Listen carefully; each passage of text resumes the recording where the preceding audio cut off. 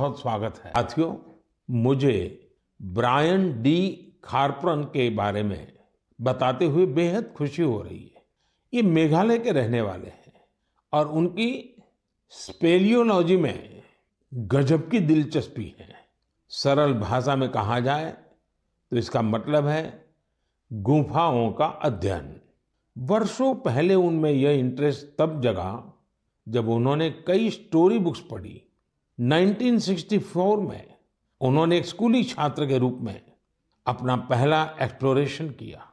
1990 में उन्होंने अपने दोस्त के साथ मिलकर एक एसोसिएशन की स्थापना की और इसके जरिए मेघालय की अनजान गुफाओं के बारे में पता लगाना शुरू किया।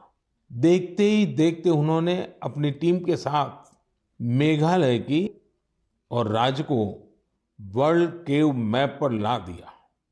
भारत की सबसे लंबी और गहरी गुफाओं में से कुछ मेघालय में मौजूद है।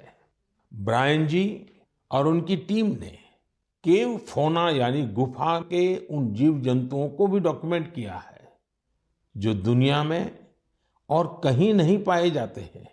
मैं इस पूरी टीम के प्रयासों की सराहना करता हूं।